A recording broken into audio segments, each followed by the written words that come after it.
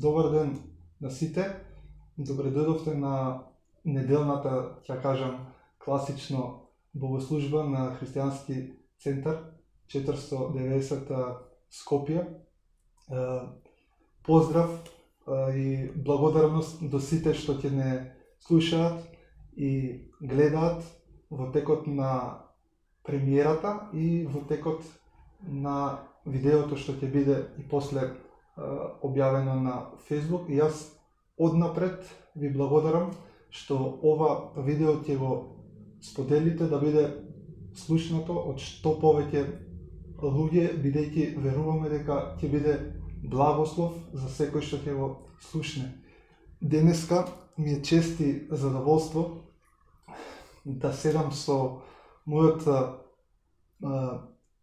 пријател, ќе те речам како прв пат, и ми е чест што ми стана и пастор, бидејќи се знаеме долго време и знам за квалитетот и за вредноста што Господ ја ставил во тебе, и јас за тоа му благодарам на Господ, дури се гордеам што сме блиски, ќе кажам. Ќе можеш да поздравиш. Супер, добар ден на сите. Коки фала за убавите зборови, за убавата најава. Многу е убаво да се слушнат вакви зборови од човек што можам да кажеме најблизок до моето срце, иако нели сите нас се блиски се, но имате луѓе каде што навистина и ради текот на годините, и ради текот на блискоста што ја негувале, едноставно можеш да кажеш дека ти е толку близок, и фала ти што и ти го чувствуваш истото. Фала ти, мислам, ние знаеме, али ете така и јавно тоа, но тоа и не е толку битно. Битно е што сме тука, битно е што сме здрави, живи, весели во Господ, радосни во Господ, и што можеме навистина да искористиме оваа технологија за добро и за доброто на сите, да ги правиме сите овие видеа. Јас, како што и најави ти, како што и кажа ти, благодарност до сите оние што ги споделуваат сите овие видеа, и верувај дека ќе појдем одмах. Христос ништо не направи случајно или за него. Знаеш, Христос се што направи, ни остави пример дека се што треба да правиме за другите, и тоа пример на кроткост, на понизност ја покажа. Зошто? За ние да можеме да го продолжиме тоа дело. И така да јас верувам дека многумина може ќе речат абе што е на луѓево, абе нека се седат по дома, не мора сите да ги слушаме, но јас ве уверувам дека и најголемите скептици меѓу вас за она што го правиме ќе бидат во срцето убедени дека ова што се прави пред се за доброто на сите. Знаеш, кога бесплатно си добил нешто, а кога тоа нешто не е туку така нешто, него тоа е такво спасение, такви дарови, таква, ако можам да кажам, блаженост, светост во очите на Бог, ти не сакајќи или морално од друга страна ќе биде да сето тоа го пренесуваш. И како што кажав, ако бесплатно си добил, тогаш бесплатно и ќе ја дадеш. И пред да почнеме кој било што, јас сакам да се навратам на нешто што можеби тука почна негде пред некои десетина години, во оваа домашна атмосфера, и она што пред тоа ни свиреше и ни славеше Дарко, едноставно ме подсети на сето она што ние заедно можеби како друштво го почнаме, знаеш, она што Господ го негувал во нас, во текот на детството, она што Господ го ставал во нашето срце, колку и ние да сме го познавале или не сме го познавале, во одредени мерки, кога се сретнаме, тоа најнаш како да експлодира. И нашата средба беше навидум случајна, мојата жена фактички и жената на Дарко не споија вака во друштво, но настана нешто големо. И мене ми е, кога размислував, и синоќа баш размислував за ова нешто, коки додека сите овие 10 години поминаа, многу работи се сменија. Многу работи во нашите ставови се сменија, во нашите погледи кон светот, кон самите нас, кон Господ. Знаеш, нашите ставови треба да бидат подлежни на промена. Но едно што не се смени, Коки, сигурно си размислувал на вакво нешто, едно што не се смени, барем во моето срце, а познавајќи те тебе во твоето срце, е таа желба, страст и жар, тој оган што Светиот Дух го разгорел во нас. Тоа не се смени. Тоа само, еве сега додека зборам сум цел поникнат, зашто е многу силно, зашто е дел кој од мојот живот, дел од твојот живот и тоа не те остава туку така мирен. Фала му на Господ што тоа се нема сменето. Знаеш, јас дури солзи ми идат, кога го зборам, иако го снимаме ова, иако не оди во живо, али кога нешто ќе направи Господ, величествениот Бог, Бог над сите богови, Бог на цела вселена, Бог каде што е се присутен и таму каде што мислиме дека не е присутен. Некој млад мисли дека негде не е присутен и може да правам глупости, но он е и таму присутен. И се прашуваме дали ние сме во него присутни или он е присутен во сите нас, зашто е се присутен. И кога таквиот Бог ќе те почести, да те нарече син и ќерка, тогаш не можеш да останеш. Чудесен е Господ, да. Амин. Чудесен е Господ. Баш сега кога го спомнаете тоа, би сакал и јас накратко да се надоврзам. Значи, работите започна од прилика пред 10 години и моментот што го памтам, што ќе кажам, што ми го промени цел тек на животот, е моментот кога знам, кога се преселивме во куќата, знам дека се молев. Му кажав на Господ: Господи, дај ми еден човек што ќе биде сличен на мене, да не бидам сам на местото каде што живеам, ако почнуваме да почнеме двајца. И за релативно брзо време Господ чудесно, ќе кажам, на божествен начин не запозна. И таа блискост почна и верувам дека ќе трае низ целата вечност, низ целото ова време тука во животот. И секако време е да започнеме. Јас размислував и мислам дека важно или круцијално прашање за човекот е спасението. И се мислев да започнеме една дискусија или разговор врз база на еден стих што го пишува во Дела на апостолите во 4 глава во 12 стих. Ќе го прочитам, ќе може да започнеме да разговараме, каде што Господ чудесно ни објавува, ни открива и вели дека нема спасение во никој друг, ниту има друго име под небото дадено на луѓето, преку кое мора да бидеме спасени. Значи, Господ не ја остава опцијата можеби ќе се спасите, туку преку името на Господ Исус мораме да бидеме спасени. Амин. Вау. Ќе можеш да дефинитивно споделиме нешто повеќе. Самиот тоа што ти го кажа дека тоа е круцијално, тоа е точно, тоа е круцијално прашање, зашто колку и човекот да е силен во себе. Имаме послаби, имаме посилни, имаме луѓе што во моментот не размислуваат за спасение, зашто не му треба, зашто некако животот тука го живее како да е спасен, он можеби некои моментални проблеми се, но едно што длабоко во нашето срце, знаеш, Исус кога зборува, не зборува само на нашиот разум, зборува во нашето срце. И таму нешто длабоко се случува. Знаеш ли зошто? Зашто таму е оставено нешто од Господ. При самото раѓање. Не при самото раѓање. Во Библијата пишува, Павле пишува дека он не спознал уште пред нашето постоење тука, уште пред нашето знаење, он не спозна и знаеше со колку влакна ќе бидеме, со какви коси ќе бидеме и какви фризури дори ќе сакаме ќе носиме. И кога го знаеме се това, знаеме дека човекот едноставно, и тоа се случува низ текот на целата историја, низ целата историја човекот се запрашува што е со мене после смртта. Дали постои смртта, дали смртта е само премин во нешто друго, премин. И знаеш, многу, ако можам да кажам, филозофии, науки, не викам теологии, свесно не викам теологијата е една, а таа е наука за единствениот и вистински Бог. И таа ни го дава ова објаснување. Но многу околни човечки науки пробуваат ова да го објаснуваат на некој начин. Но едно што не се дрзнале, е да кажат преку мене е спасението. Така е.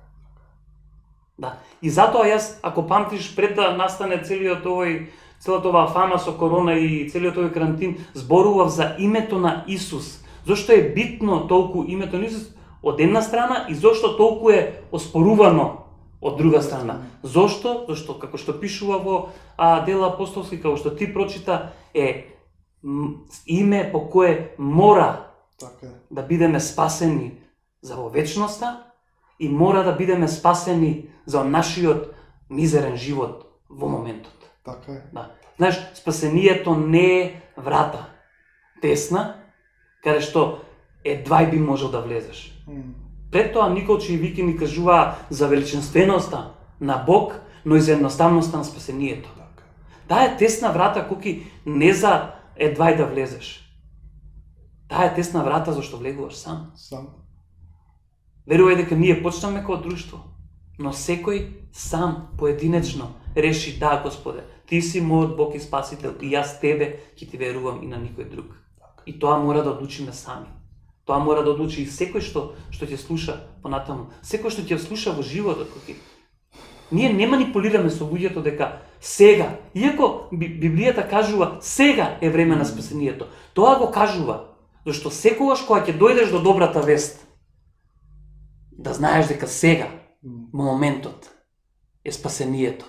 Отворени да видиме во да бидеме отворени. Зошто? Зашто Павле кажува, тоа го збореме пред неколку недели со Зоран, дека Божјото Христовото Слово е во тебе. Зошто е во нас? За да можеме да го изговориме. Знаеш, ние не правиме први чекори. Господ го направи првиот чекор. Господ го направи првиот чекор со тоа што го прати својот син, својот единороден син. Исус го направи првиот чекор со тоа што се понизи и во послушност, иако поголем од се што е создадено на небото и на земјата. Од се што можеме колку да замислиме дека е создадено. Ние истражуваме, но не знаеме уште што се Господ создал. Чудесен е Господ. И истиот таков Господ се понизи и вика. И тоа се понизи и појде до смрт. И тоа не е на обична смрт, на смрт на крст, за да можеме во неговото име да бидеме спасени. Јован, апостолот кажува, Јован кој бил, најверојатно, Петар кој бил најревносен, Јован бил најблизок, како најмал, најразгален, ако можам да кажам, до Исус. И кажува, воздигнете го, како што Мојсеј воздигна змијата. Така да така Христос ќе биде воздигнат. Да. И преку него ќе имаме спасение сите. Да. Интересен аспект што го спомна предска, значи, ние кога поверувавме во Христос, кога го прифативме Христос, како што кажа лично, го прифативме со целото срце, со целиот ум, едноставно со целото битие. Многу е важно да се знае дека од тој момент ние веќе сме спасени од пеколот. Бидејќи во Откровение, во првата глава, во 9 стих, пишува дека сега Исус ги има клучевите на пеколот и на смртта. И многу чест страв што го гледам кај луѓето што ги знам и порано сум го приметил и во мене. Сум се плашал, ама како знаеш во тој дел со смртта, со пеколот, се до моментот кога дознаваме дека Исус навистина е Господар и во пеколот, и на небото, и на земјата. И пишува дека ги поседува клучевите на смртта и на пеколот. Затоа ќе сакаме ова време што е пред нас да покажеме сега кога влеговме во тоа спасение, кога знаеме дека сме на сигурно, кога знаеме со кого сме и каде ќе завршиме. Да видиме сега ова спасение како практично да го примениме во животот тука доле на земјата. Бидејќи преку името на Исус мораме да бидеме спасени, како што ти кажа, од мизериите во животот. Тоа вклучува многу работи и полиња и области во животот, како финансиски, така и здравствено. Баш како што кажува Јован, да просперираме во се како што просперира и нашата душа. Во се и во добро здравие. И во добро здравие, како што просперира нашата душа. И знаеш, јас сум кажал многу пати Коки и верувам дека ова е од исклучителна важност, не дека јас сум го кажал, тоа го кажале и многу ништо не се правиме паметни тука или било што го кажале многу, него ние мора да ги препознаваме работите во Христос. Така е. Инаку би било вака, ние би имале се што ни е потребно за живот и побожност, ама пошто ние не го препознаваме, не го знаеме, тоа е некако као да имаме некоја добра кола негде на страна, али нас никој не ни кажа, ние не знаеме таа кола со тек на време, ќе се јаѓа се нема да ја искористиме, разбираш? Така да џабе би имале се за живот и побожност, ако ние не би го препознале. Знаеш, ќе се навратиме уште малку на она спасение во вечноста, спасение за тоа дека, пази, кажа ти смртта, Исус ги има клучевите од пеколот. Па не може друг да ги има кога не победи смртта. Знаеш, кога заклучи смртта, заклучи и ги голтна клучевите. Ова го кажувам символички, зошто? Зашто е точна вистина. Светот се мачи со смртта. А Библијата пишува смртта каде ти осилото. Сега беше Великден, сега беше Воскресението, Господо, сега се прославуваше на некој по широк начин, како можна да кажем, или по-формален, усвари, начинот на спасението беше пред 2000 години и тоа тогаш беше еднаш за секогаш и ние не треба само да се потсеќаме, него да го живееме. Би било болно за мене, за тебе, за сите, ако само се потсетуваме. Ако ние не го живееме тоа спасение, тоа воскресение. И слушај го овој момент. Светот се мачи со смртта. Библијата ни кажа смртта каде се. Што е вистината? Знаеме, луѓе одат, умираат. Така? Така. Но види го Исус. Му викаат, добар учителе, мојата ќерка е болна. Те молам, дојди, ти можеш да положиш раце. Или само кажи и мојата ќерка ќе биде ицелена. Он вика, не сакам да дојдам. Сакам да ве почестам, сакам да дојдам. Исус никогаш не се докажуваше. Него напротив, се што правеше за слава на таткото, а за поука наша. И еве го, оди Исус, не вика, стани од мртвите. Вика, не се кире да спие. Да. Не се кире да спие. Исус се покажува слабоста на смртта или непостоењето на смртта, иако телото. Разбираш? Оди, зошто ние би добивале нови тела? За да бидеме со дух, со душа и со тело кај Господ. Разбираш? И затоа Исус ја победи смртта. Никогаш веќе смртта не може да ги надвладее пеколот, не може да ги надвладее портите на црквата. Портите на пеколот не може да ги надвладаат, да ја надвладаат црквата. Никогаш. Разбираш? Зошто смртта е победена? Зошто? Зашто примајќи го Христос во нашите срца, ние сме сега вечни. И затоа Исус таму им вика, она сама спие. А иако била мртва, таму биле околу незе доктори, биле луѓе што разбирали и вика, умре, касно веќе дојде, требаше да кажеш. Не, она сама спие. Дури кога ќе размисли човек, Христос дури без тоа да биде јавно, значи јавно спектаклот и смевањето, ќе кажам, се случи на крстот. Кога умре, кога ѓаволот си помисли дека победи, дека уште ќе бидеме во негова власт и робство, меѓутоа јавно го исмеа кога воскресна, го изложи на јавен срам.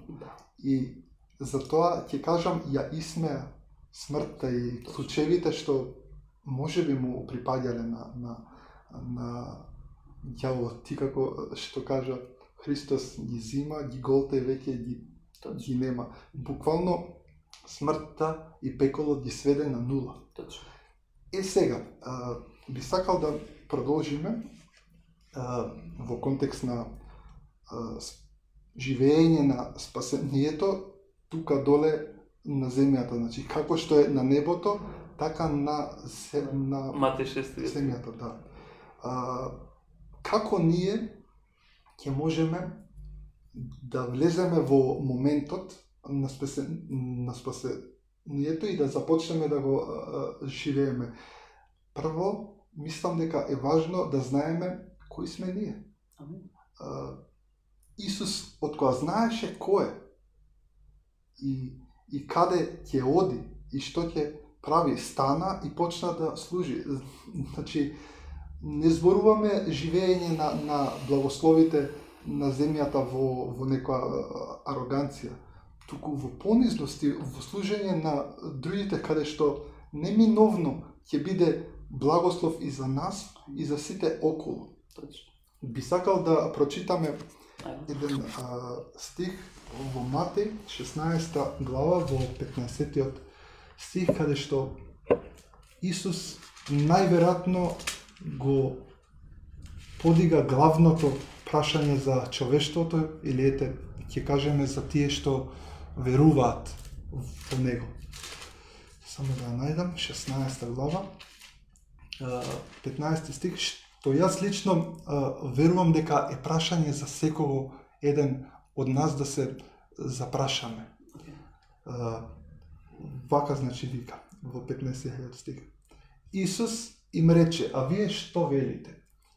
Кој сум јас? Ова е клучното прашање што ние денеска, како луѓе што ја ставиле верата во Господ Исус, мислам дека треба да го поставиме на вистина, да видиме во срцето, во душата, кои сме ние. И знаеме за Петар дека преку Духот му одговори: ти си Христос, Синот на живиот Бог. Но што значи овој момент за нас? Кои сме ние? Точно. Види, со самото тоа што го начнавме, што мислиме? да, Со самото тоа што го начнавме спасението, доаѓа момент да го начнеме идентитетот. Да. Нешто што исто како второ можеби прашање, или како нешто што е од голема важност во секој еден, да си го бара идентитетот. Така е. Ние тоа го имаме со години веќе, самата држава се бори да сочува идентитетот.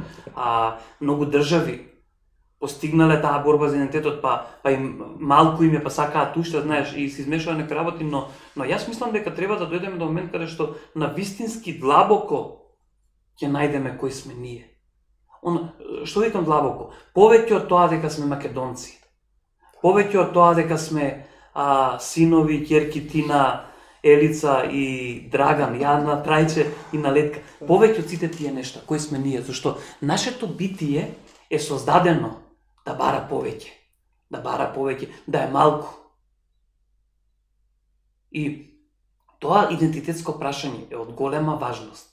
И еве го, види, Петар, иако после заборава, тука преку Духот открива нешто, ама не застанува таму. Вика: ти си Христос, што значи помазаникот, но не застанува таму.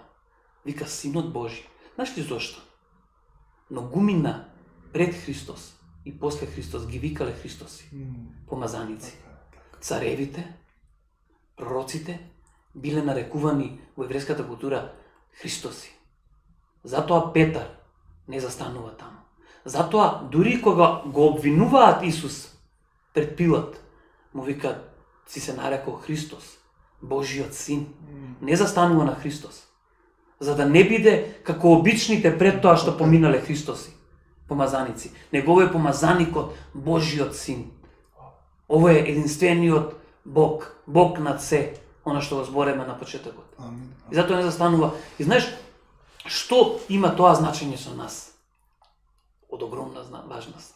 Не може човекот никогаш да се најде идентитетски, ако не се најде идентитетски во Бог. Да, јас сум убеден во сето ова, дека во секој еден човек постои тој порив, таа потреба идентитетски да се најде. Колки идентитетското прашање е од голема важност. Знаеш, живееме во свет, брз, динамичен свет. Посебно за младите. Знаеш, возрастните веќе некако со текот на искуството, годините, стекнале некој искуство на тоа кои се, па не можеш многу да ги разнишеш. Зборам и за општо, оно што го начнаме за тој првичен идентитет кој сме тука нели во светот, што принесуваме нели како плодови во светот, и посебно за младите, знаеш, е многу важно. Зошто? Зашто многу пати се споредуваат.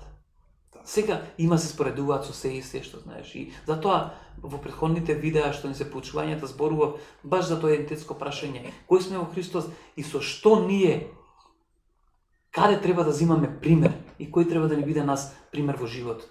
И идентитетското прашање никако не само што не го отфрла, него е тесно поврзано со интегритетот во Христос. Знаеш, ние имаме, и ова нема да биде политика, али ова е лично мој став, имаме повик да се интегрираме во некој општество, нели како европското, да се интегрираме во некои системи, а од иста страна ни вика, ама околу идентитетот треба малку да смените нешто. Знаеш, тоа не може. И интегритет по дефиниција е неодвоеност, неподеленост, целост. Ако имаше на реклама цело е кога има се, ако они кажат цело е кога има се. Целосност, така. Целосност. Што? Тој е идентитет. Ние сме во Бог. Кој е нашиот идентитет?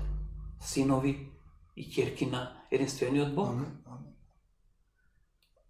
Браќа и сестри на првородениот. Христос не е првороден за да остане сам. Христос вика е првороден меѓу браќата. Нашиот идентитет брати, нашиот идентитет е пријатели на Христос. За мене тоа е толку силно. Во Јован вика, ве нарекувам пријатели. Јас секогаш сум, како и сега, на овој стих возбуден. Знаеш, порано мислиме, ако си другар, тогаш е... Исус вика, ве нарекувам, тоа е буквално преведено пријатели. Вика, еден мој пријател кажа, доаѓа од зборот прима, пријатели, каде што прима е прво. Ве нарекувам, ве нарекувам првина. И Павле кажува дека сме ние првина Божија. И вика, се што дознав од мојот татко. Ви го кажувам.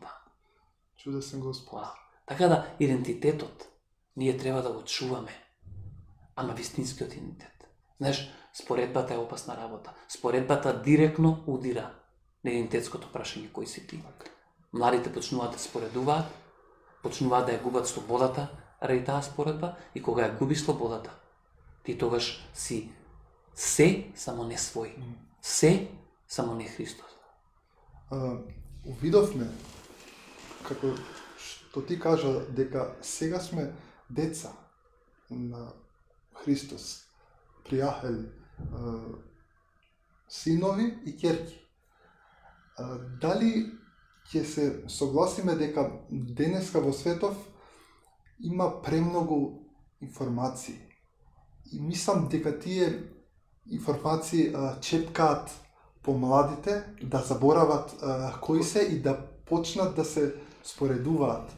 А во суштина, кога ќе увидиме дека сме нови созданија, синови и ќерки кои што му припаѓаат на Господ, како да забораваме да се вратиме на изворот, да го ставиме фокусот на работите што нас ни припаѓаат и како си приметил како да доаѓа момент како да, иако сме повикани и спасени по вера преку благодат, и Павле ни вика да продолжиме да живееме по благодат преку вера, како да го запоставуваме моментот на животот преку вера.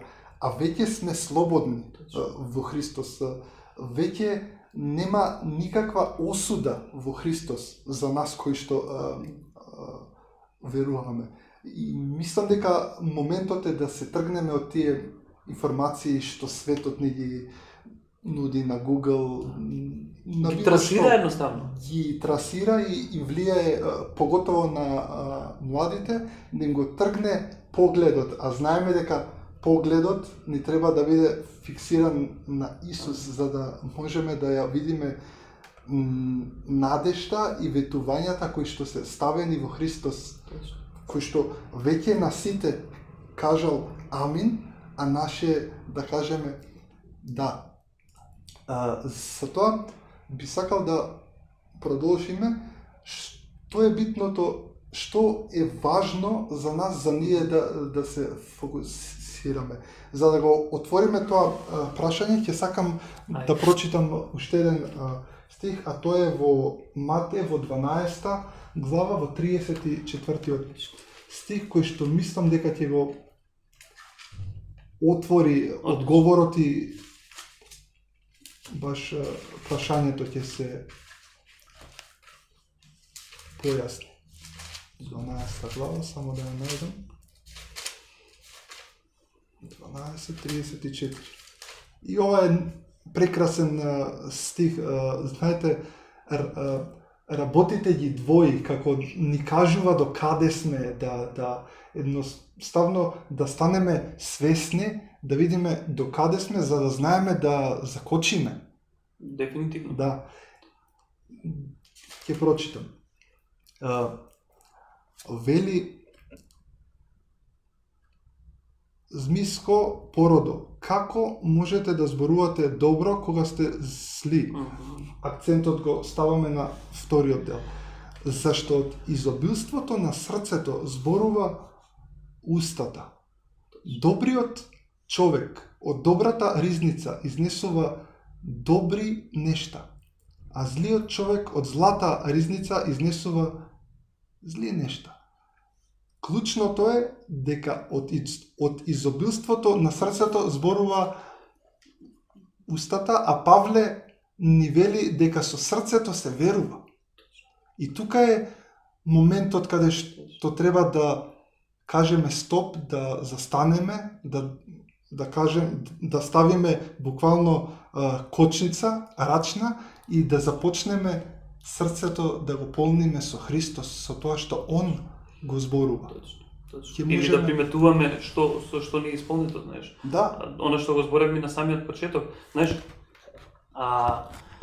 Павле кажува колки јас се трудам да достигна нешто со што веќе достигна. Да. И тоа го кажува овој дел каде што го спомнаме. Но пред да почнеме да се навратиме на тој стих, сакам она што збориме за идентитетот да едноставно се надоврземе, зашто и ова е идентитетско прашање. Зашто кога знаеш кој си, знаеш што зборуваш точно. Така е. Инаку ја познавам луѓе што колки едноставно имаат неколку идентитети. И тоа не се идентитети, него само они така се препознаваат, зашто немаат интегритет и наеднаш ја поделуваат личноста. И по потреба се ова, по потреба се она, ме разбираш? Да, зашто ја подвојува однатре личноста. Затоа интегритетот го спомнувам и низ неколку претходни проповеди постојано, зашто е многу битен. Знаеш, интегритетот не само што е битен дека си неподелив, исто Бог е неподелив. Бог е еден во тројство. Разбираш, ние сме едно во дух, душа и тело, неподеливо едното од другото. И зашто го зборувам ова, зашто на таков начин интегритетот, на таков начин ќе не вкусуваат. И тогаш ќе дојде до вистина она што Исус го вика, по љубовта ќе ве препознаат. Вкуси го Бог за да видиш дека е добар. Вкуси ме мене за да видиш дека Бог е добар. Е во денешен превод, во сегашен превод или во наш контекст. И види го, она што збориме за младите, види го тој идентитет како бива пориван од моментални страсти, од нешто што не го разбираме, а многу го сакаме. Исус одат на кај Ерусалим, и инаку Исус оди во толпа тука со нив, најверојатно најповеќе одел секогаш последен пишува, али овој пат прв. Овој пат сака нека поука да им каже и оди прв напред. Зошто? Прво оди прв за да биде прв кон страдањата и кон воскресението, зашто Исус знаеше дека последниот пат кога оди во Ерусалим ќе биде распнат, ќе биде воскресен. Да. И тоа укажува дека јас прв одам, а вие следете ме. И еве ги Јован и Јаков, најмлади меѓу нив. Посебно за Јован знаеме дека бил најмлад меѓу нив, оди, потрчнува, дури во Матеј, ова во Марко пишува, а во Матеј пишува дека пред мајка му е праќаат. Да. Може ли моите синови таму кај што да седнат десно од тебе, да земат власт од тебе? И после оди Јован ги прашува исто, знаеш, дури може малцина сантименталност ги фаќа. Може ли ние со тебе да седиме? И он вика, вие не разбирате што барате? Не разбирате кај се го одам и која чаша ќе испијам, вие не можете ова чаша, но им се врти, им дава поука. Вика, најголемиот меѓу вас, нека служи, она што го спомнати. Не можеш да служиш ни на самиот себе, без идентитет. Не можеш да служиш ни на твоите дома, ако не знаеш кој си. Ама може, некој ќе рече. Не можеш. Зошто? Зашто не е вистинско. Се што не е вистинско уморува. За брзо се заморуваш. И бараш друго, и бараш друго. И затоа светот, или затоа луѓето во светот, што не го познаваат Христос за такви, се бргу им засадува. Затоа докторите сите укажуваат на децата кога растат помалку компјутери, помалку телефони, зашто многу бргу им досадуваат работите. И кога ќе им досади таму во природата, и наеднаш децата биваат раздразнети, не сакајќи. Сакајќи им го ние најдоброто, биваат раздразнети. Затоа идентитетот треба да се билда во младите. Јас уште сум дел од младинската наша служба, тоа го правиме со Даниела доста години и нешто што беше. Знаеш, идентитетот, луѓето многу го сваќаат идентитет на ароганција. Не, затоа го кажувам ова. Го кажувам, првиот меѓу вас нека служи. Исус го смени целиот концепт. Го преврте баш. Го преврте, ги преврте наопаку светот и сите закони на природата, закони на законот што важеше до пред Христос. Чудесно. И вика, јас знам кој сум. Знам и каде ќе одам. И се застане и им ги изми нозете на сите. Вау. И така да, идентитетот е од големо значење. Зошто го збориме ова? Зашто ќе дојдеме до тој стих каде што викаш дека од изобилството на нашето срце устата зборува. Знаеш, ние овие работи ги разпознаваме пред се преку срце. И тоа не срцето, ова нашето физичко, срцето на верата. Некои од старите учители кажуваат дека верата и Божјото царство е едно исто. Зошто? Зашто преку вера ние го симнуваме Божјото царство да дојде тука. Пред некој време прочитав некој статус за воскресението еден човек и доле некој искоментира: а што ти веруваш во спасение? Си го одговори прашањето без да знае. За спасение вика се верува со срце. Веруваш, знаеш, не вика си го видел или не си го видел. Павле вика верата е тврдо увереност во она што не го гледаме, на која се надеваме, а надежта е жива и никогаш не умира, зашто Христос не можеше да го задржи смртта и он воскресна. А надежта на Христос да дојде до крстот коки. Он иташе вика. Прв одеше на кај Јерусалим. Му беше тешко, можеби нозе го враќале назад, ради што бил 100% човек, но вика прв одеше на кај крстот. Зошто? Зашто ја гледаше надежта која бивме ние во него. Дури на едно место, Господ кога ни кажува случувањата и приказните со Авраам, ни кажува на момент дека Авраам, иако немаше надеж, значи, ние пак тука мислам дека не сме во состојба или во позиција да кажеме нема за тоа надеж, ама навистина за Авраам, иако немаше надеж, поверува. Значи, самиот Исус не повикува да веруваме во работите што немаат ни надеж. Значи, верата е над се во овој свет. Над сите работи дури што немаат ни надеж. Го повикува тоа што не е во постоење како да е. Точно. И тоа е чудесно. Тоа е, мислам дека е потребно откровение и лично искуство да човек да се најде во нешто. Точно. И да повика, иако нема дури ни надеж. Точно. Чудесно. Знаеш, коки, за многумина да им биде малку појасно зашто овие сепак се длабоки работи. Длабоки работи се не само зашто сме ги разбрале целосно. Ја верувам дека и самиот Павле кажува понекогаш за некој нешто дека и во моментот делумно знаеме, делумно спознаваме. Но што се случува? Овие се работи што ние мора, нашата уста мора да ги изјавува, мора да ги кажува, зошто? Јас не знам за кого ова ќе биде како животот да му зависи, кој ќе го земе во неговото срце, и ќе гледа живот на чудеса во неговиот живот. Така да ние не смееме да манипулираме со работите, дури и работите што не ни се скроз видливи во моментот. Она што го збориме. Знаеш, нема надеж, имало надеж. Знаеш каде? Длабоко во срцето на Аврам. Затоа можел да оди горе. А вика немало надеж во околностите. Ни една околност на Аврам не му покажувало. Бидејќи знаеме дека бил Види коки, многу стар, види коки, природно било без надеж. види коки, ти имаш син. Мислам да ти рече некој сега дај го. Разбираш? Еве Господ нека ти рече. Мислам, ја не сакам луѓето да разберат кој е тој Бог што зима синови. Вика Бог никогаш нема да дозволи искушение повеќе од она што може да ги устрпите. Што пишува за Аврам? Пишува дека верата му се зема за праведност. Верата му се зема за праведност. Вау.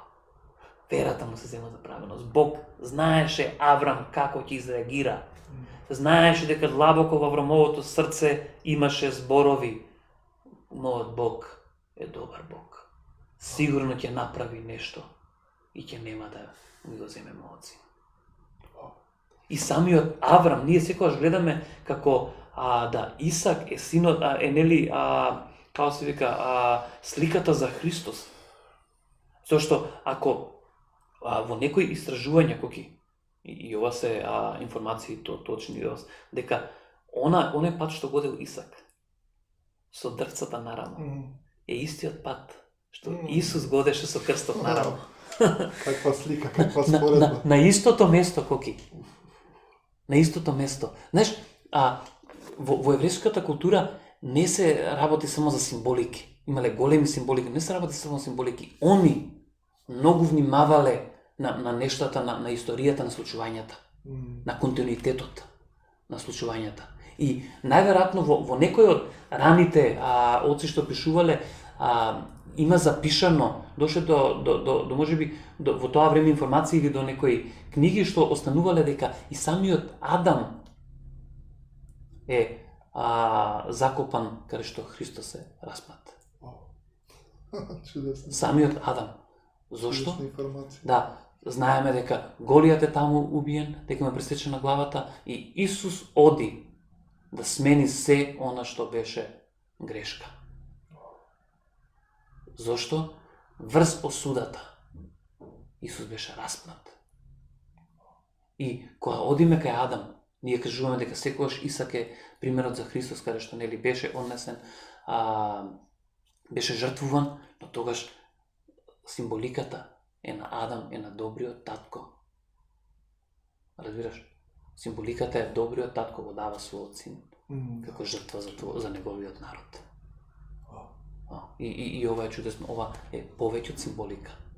Знаеш, символите се тука, секогаш добредојдени за луѓето во текот на историјата да памтат некои нешта. Но символите не смеат да бидат единствени. Треба да дозволиме верата да зборува во нашето срце. И кога верата ќе зборува, тогаш символите ќе имаат вистинска смисла на нештата. И тогаш нема да ти требаат. Зашто знаеш дека живиот Бог, имаш комуникација со Него и дека знаеш дека живиот Бог те слуша сега, денес. Те слушал и ќе те слуша и утре. Вау. Каков Господ. Размислував дека Господ се ни да. Буквално ни поклони се. И сега наше тоа што ни е дадено, буквално да го земеме со две раце и да го живееме. Си приметил често пати некои тоа го нарекуваат како скромност, меѓутоа не е скромност, според мене е гордост, бидејќи самиот Господ им се противи на горделивите. Кога нешто ти е ставено на тацна и ти го одбиваш, за мене тоа не е понизност. За мене тоа е гордост.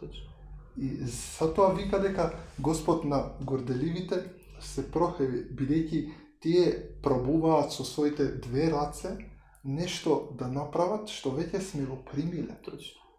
Да не го тргаме самиот Христос од таа завршена работа во животите.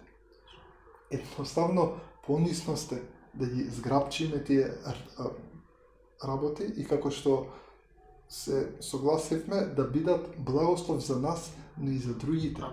Понизно сте да земеш нешто што знаеш дека ќе биде на услуга и за благослов за другиот. Дури не мора да биде за нашите блиски, често пати се случува да биде благослов за луѓе што прв пат случајно ќе ги запознаеме.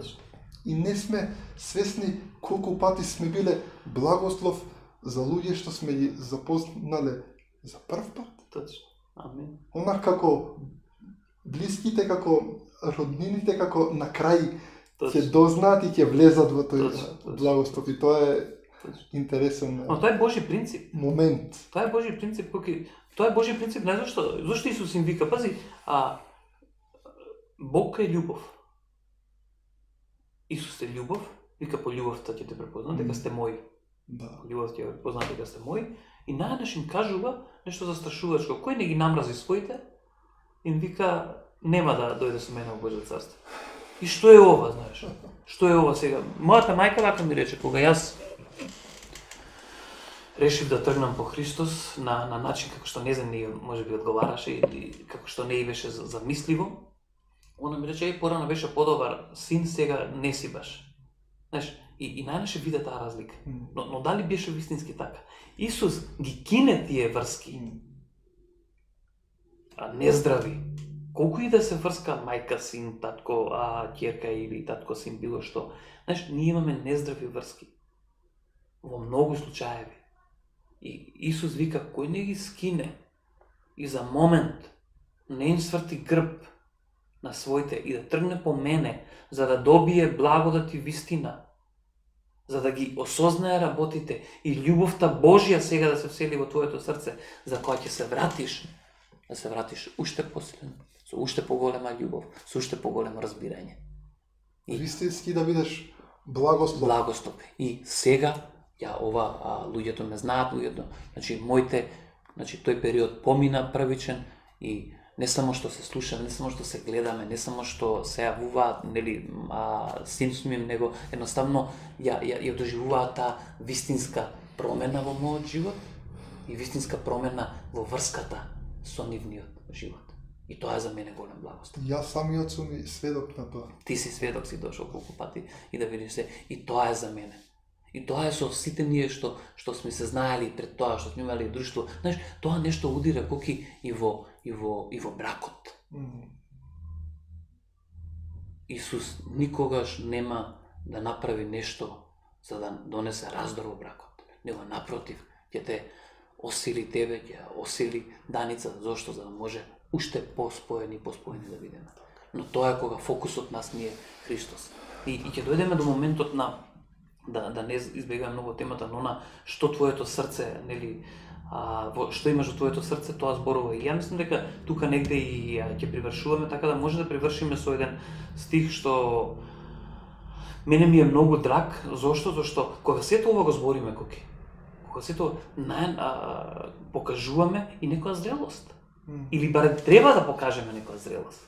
Знаеш, што значи таа зрелост? Знаеш, за многумина ова ќе биде ова е премногу. За многумина ова може ќе биде ова е некоја севитна фалба.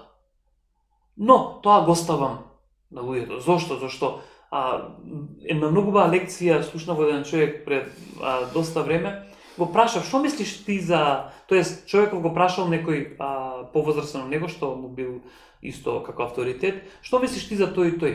Човекот му одговара, не знам, не сум седнал на кафе. И таа е голема мудрост. Така да дека, нели, луѓето не седнат на кафе, можат да имаат разни мислења и се е тоа окей. Тука нема тука збор, нема тука лутиш, нема тука ништо. Но доаѓаме до моментот на каде што сега Господ не расте во зрелост. Понизност да покажеш со она што збориме, ти знаеш мојата реченица што е скромност, дека скромност е да не бараш повеќе од она што е апсолутна волја од таткото за твојот живот. А што е волјата, вика Божја? Радувајте се, молете се, сакајте се меѓу вас. Тоа е, вика, Божјата волја за сите вас. И ние можеме после поединечно да надзираме во таа волја и да го наоѓаме нашиот повик во сето тоа. Но кога ќе ги имаме овие работи, кога ќе се радуваме за другите, кога ќе се молиме за другите и кога ќе ги сакаме другите, ние несомнено сме на добро тло, на цврсто тло, да го поминеме животот во радост, да го поминеме животот во општење со нашиот Бог и да го поминеме животот каде што нема да издигаме луѓе, колку и тие да се големи во нашите очи, него ќе издигаме луѓе колку што прават добрина во нашите срца. Тоа е многу битно. Голем е човек што прави добрина во твоето срце. Затоа Исус е најголем, иако нигде не се фалеше дека е најголем. Он замисли колку беше силен во учењата и му идат луѓе околу него викаат: овој е подруг од другиве. Овој ни зборува со сила. Имало сила, имало чуда и знаци го следеле. И вика: тие ќе ве следат и вас. Во онаа мера во која ние го прифаќаме, во која ние користиме верата без сомнение. Во таа мера, коки? Према мерата. Колку растеме, колку се надградуваме, толку ќе гледаме уште повеќе работи. Да, ни сето тоа ќе има работи што не ги знаеме, што не ни се познати, ама еве го тука е Христос. Ќе го бараме, ќе прашуваме. Па дури коки, вчера пишував со еден мој пријател, викам, колку и да твојот ум е изоштрен и да бара, секогаш одговори. Некогаш едноставно не ти треба одговори. Ти треба надеж, ти треба утеха. Понекогаш не ни треба да одговорим на некои светски заговори, одговори на некои светски прашања што го мачат светот, него ни треба некогаш надеж за иднината, утеха во моментот за да можеме да надминеме нешто во кое ние секојдневно и секојдневно се соочуваме. Пред да го прочиташ стихот што го најави како за завршеток, да кажам, на овој разговор, ќе може ли јас да прочитам? Слободно.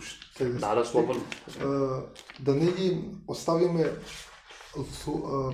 луѓето на тоа прашање како да веруваме. Точно. Ајде да пробаме да одговориме, да видиме во Библијата како да веруваме практично. Океј, супер. И мислам дека овој стих е познат на сите, мислам дека сите го знаете и во нашата црква се проповеда многу и се зборува. Се работи за Матеј 6:33. Знаеме дека тоа е омилениот стих на Зоран, да, и те поздравуваме. Ќе сакам да го прочитам Матеј 6:33 и да видиме како практично можеме да веруваме тука доле на земјава.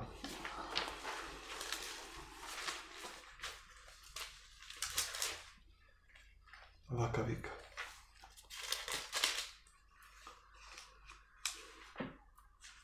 туку барајте го најпрвин Божјото царство и неговата праведност, и сето друго ќе ви се додаде. Ако читаме поназад, ќе видиме дека луѓето во светот ги бараат тие некои работи, што да јадат, што да пијат, и тоа е во ред, значи не ги ни понижуваме, ни навредуваме, ништо.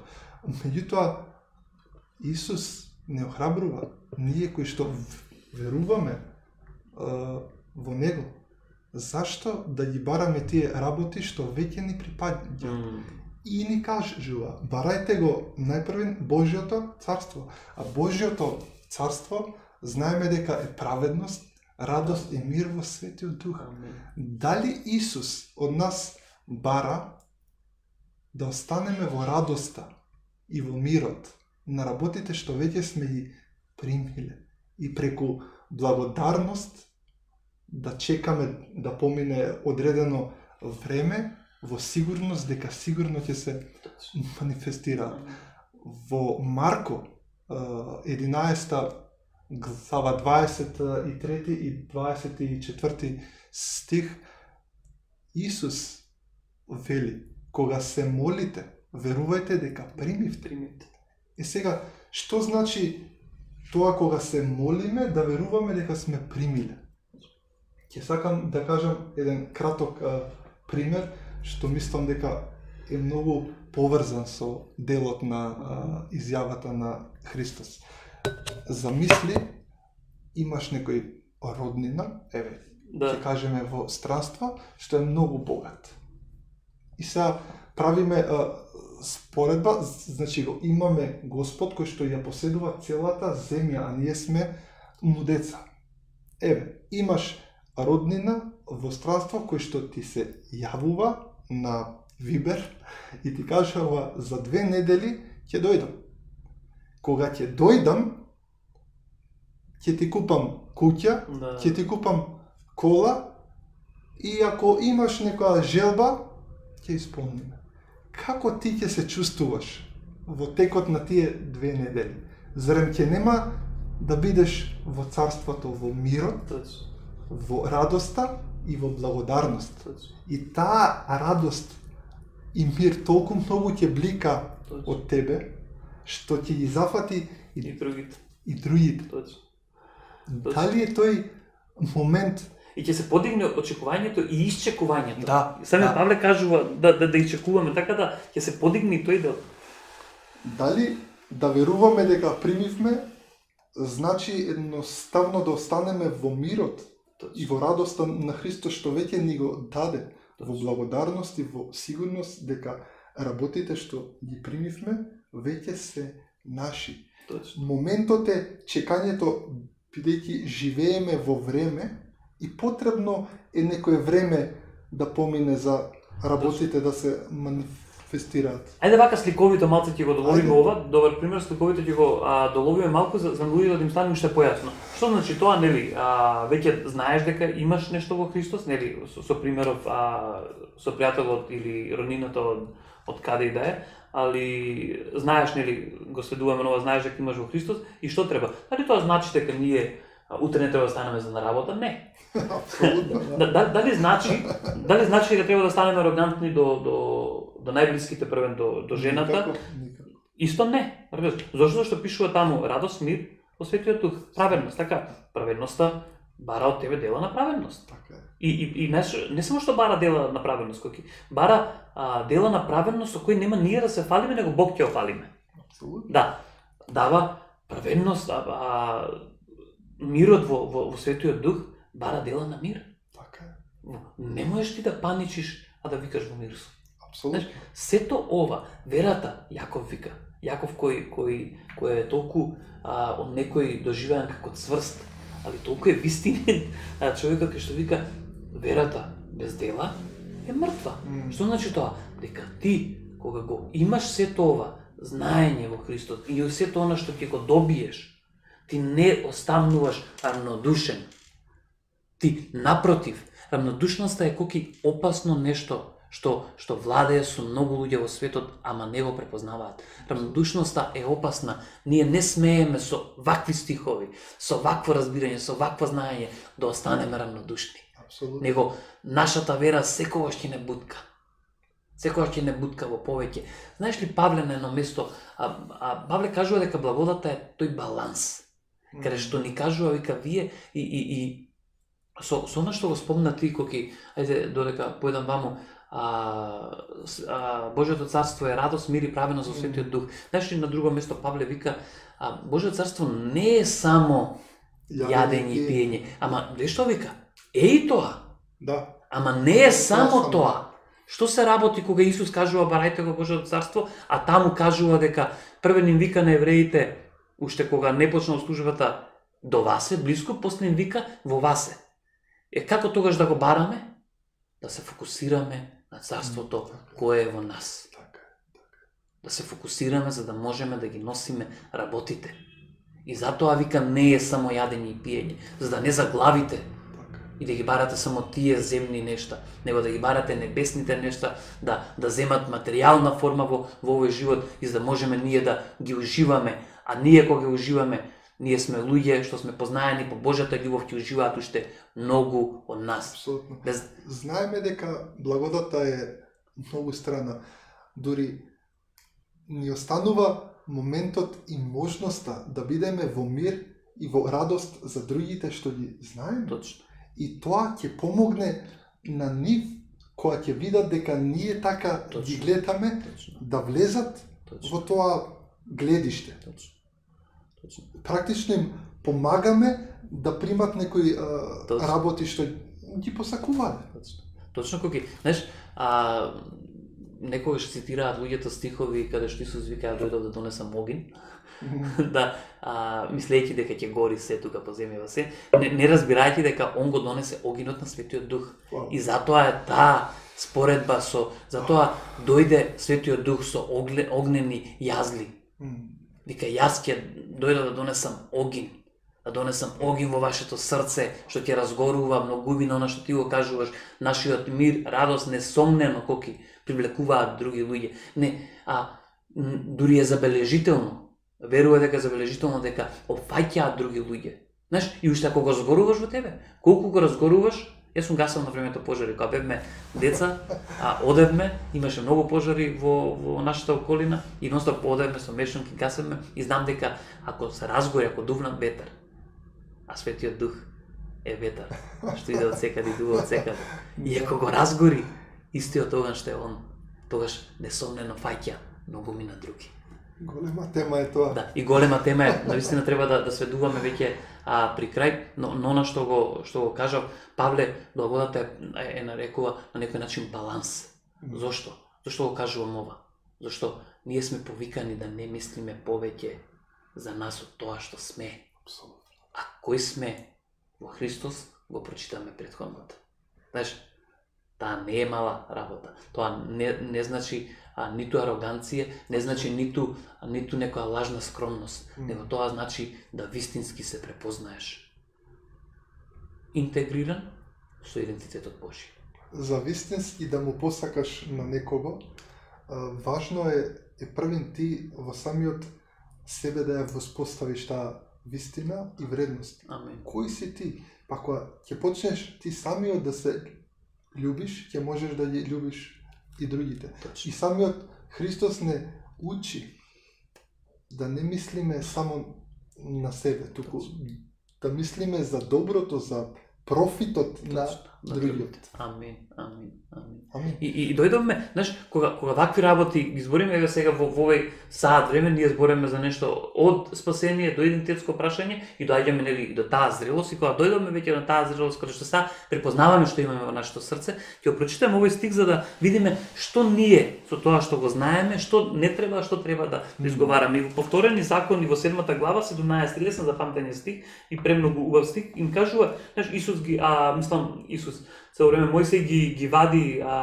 евреите од египетската земја и им вика на едно место, вика, ако кажеш во своето срце, овие народи се побројни од мене, како можам да ги поразам? Вели Бог. Затоа ги воспоставивме овие прашања да бидеме цврсти и сигурни во благодата на Христос. Зошто? Ако вкусиме, можеме да кажеме дека Бог е добар. Исаија вика, во јазикот е силата на вистина, на смртта и на животот. Ако кажеме, овој проблем во мојот живот е огромен и ради проблемот не можам да го видам Господ што е од другата страна, како ќе може Бог да ни помогне? Се согласувам. Да, знаеш, ние гледаме со фокус. Каде ни е фокусот, другото не го гледаме. Ние само замаглено. Тоа не значи дека не е таму. Така е, така е. Еве го проблемот. Ни се надвисна и е пред нас. И ако се фокусирам на него, таму е Господ, но ја едва и замаглено го гледам. Али ако погледнам на кај Господ, замаглено го гледам проблемот. Што?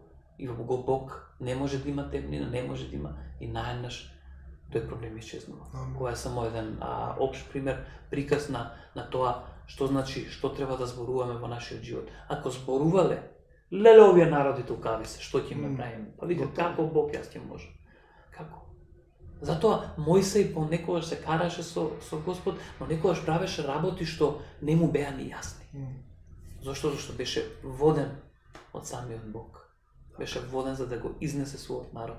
Ние сме водени од самиот Бог, понекогаш дури и несвесно ќе се согласиме дека понекогаш несвесно сме водени за да не посметаме во целото Многу дело на пати, избавување многу. од нештата. Многу пати, зошто? За наша полза. Бог е Бог над се што постојано, што кажувавме на почетокот. И Он вика, колку и да се проблеми, колку и да се неволји на праведникот. Следниот дел од стихот, знаеш што кажува? Бог го вади праведникот од сите. Амин.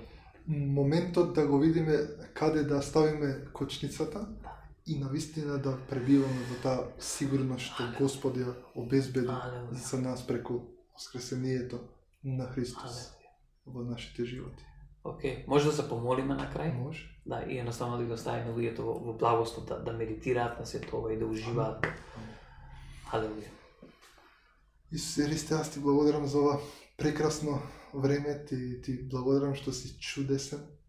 Господ, ти благодарам што твојата добрина и благодат се толку изобилни, што се доволни. Твојата благодат е доволна за да надминеме се во животов. Јас ти благодарам што овој разговор ќе зборува во срцата на сите што ќе слушнат и ние се радуваме за сите тие што ќе слушнат и што ќе ги прифатат овие работи, што ќе почнат да размислуваат. И свети душе, аз ти благодарам што ти не подсетуваш, ни правиш да бидеме повеќе свесни, да знаеме каде да застанеме и фокусот да го ставиме само на тебе. Само на тебе. Исусе Христе, аз ти благодарам за црквата, ја благословуваме. Црквата во Македонија и ти благодариме што ти воскресна за ние да живееме во тебе.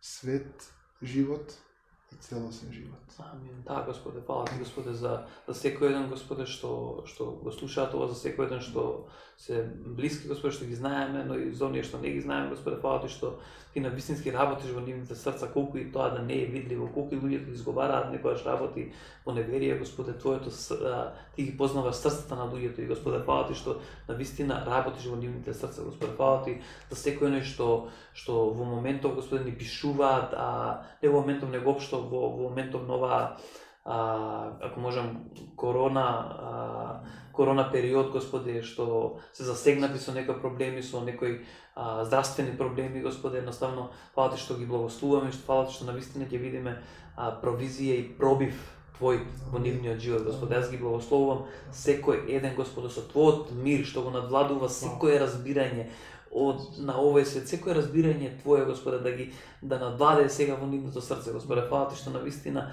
можат да се видат во Тебе целосни, Господе, целосни посветени. Фала ти во Твоето прекрасно, најсвето име, Исус. Амин. Амин. Супер, Коки. Да. Одличен муавет, одлични работи, кажеме, така да верувам дека ќе бидат за благословна година. Амин. Јас ве поздравувам сите со еден свет поздрав, шалом, со Божиот мир врз вашите глави, во вашите срца, нека изобилува и нека тој донесе мири во сите околу вас. Биете благословени. Благослов до сите.